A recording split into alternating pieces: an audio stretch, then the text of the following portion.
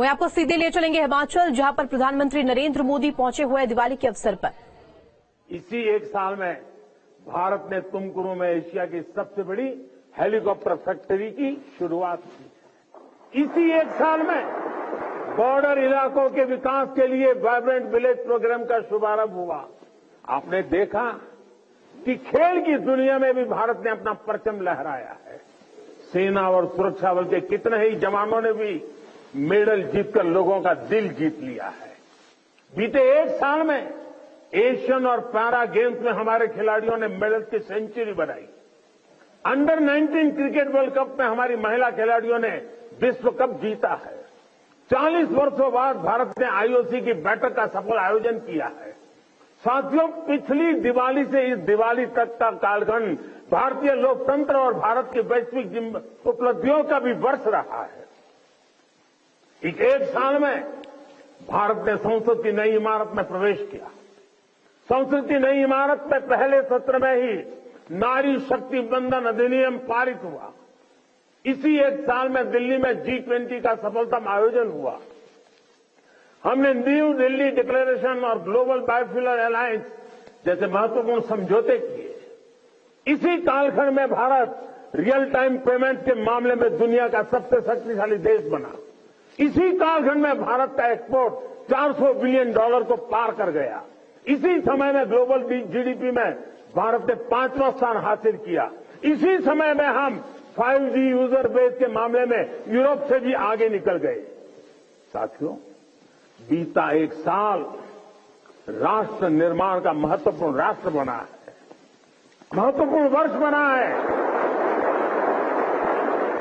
इस साल देश के इंफ्रास्ट्रक्चर डेवलपमेंट में हमने कई उपलब्धियां हासिल की है। आज भारत दुनिया का दूसरा सबसे बड़ा रोड नेटवर्क वाला देश बन गया है। इसी कालखंड में हमने दुनिया की सबसे लंबी रिवर क्रूज सेवा की शुरुआत की।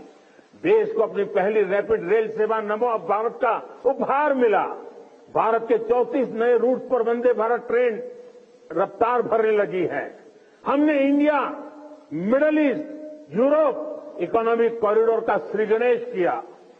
दिल्ली में 2 world class convention centre, Yashobhoomi और भारत मंडपम का उद्घाटन हुआ। QS वर्ल्ड रैंकिंग में भारत एशिया के सबसे अधिक विश्वविद्यालयों वाला देश बन गया है। इसी दौरान कच्छ के धोर्डो सीमावर्ती गांव, रेगिस्तान का गांव, छोटा सा गांव धोर्डो, उस गांव को संयुक्त राष्ट्र से बेस्ट टूरिज्म विलेज का अवार्ड मिला है। हमारे शांति निकेतन और होयसाला मंदिर यूनेस्को की वर्ल्ड हेरिटेज लिस्ट में शामिल हुए।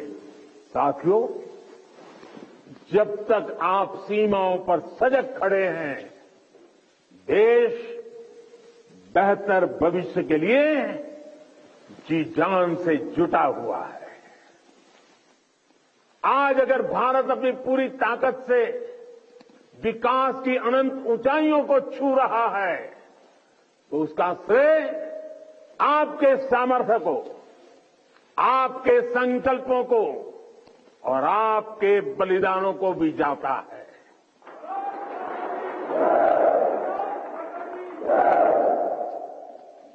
मेरे परिवारजनों, भारत ने सदियों के संघर्षों को झेला है, शून्य से संभावनाओं का सृजन किया है। 21वीं सदी कहा भारत अब आत्मनिर्भर भारत के रास्ते पर कदम बढ़ा चुका है। अब संकल्प भी हमारे होंगे, अब संकल्प भी हमारे होंगे, संसाधन भी हमारे होंगे, अब हौसले भी हमारे होंगे, हथियार भी हमारे होंगे।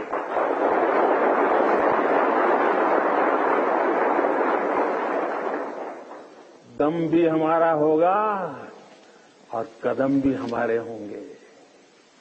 हर श्वास में विश्वास भी अपार होगा।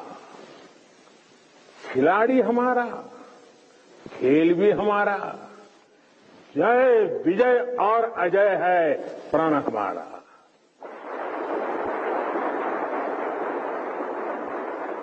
ऊंचे पर्वत हो या रेगिस्तान, समंदर अपार या मैदान विशाल, गगन में लहराता ये तिरंगा सदा हमारा।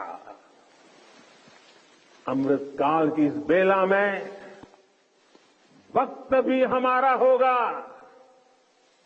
सपने सिर्फ सपने नहीं होंगे, सिद्धि की एक गाथा लिखेंगे। पर्वत से भी ऊपर संकल्प होगा, पराक्रम ही विकल्प होगा। गति और गरिमा का जग में सम्मान होगा। प्रचंड सफलताओं के साथ भारत का हर तरफ जयगान रहेगा।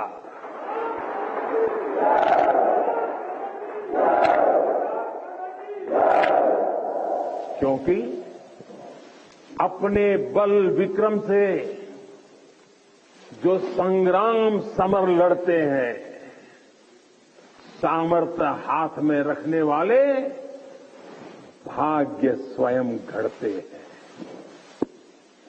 भारत की सेनाओं और सुरक्षा बलों का सामर्थ्य लगातार बढ़ रहा है। डिफेंस सेक्टर में भारत तेजी से एक बड़े ग्लोबल प्लेयर के रूप में उभर रहा है। एक समय था जब हम अपनी छोटी छोटी जरूरतों के लिए दूसरों पर निर्भर होते थे, लेकिन आज हम अपने साथ साथ अपने मित्र देशों की रक्षा जरूरतों को भी पूरा करने की तरफ बढ़ रहे हैं। जब मैं 2016 में इसी क्षेत्र में दिवाली मनाने आया था,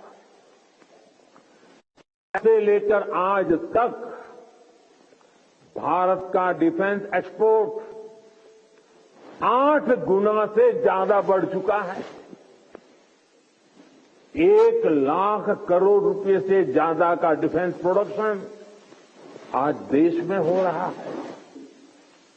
और ये अपने और इस बीच लखनऊ से बड़ी खबर, जहां पाकिस्तान से फंडिंग के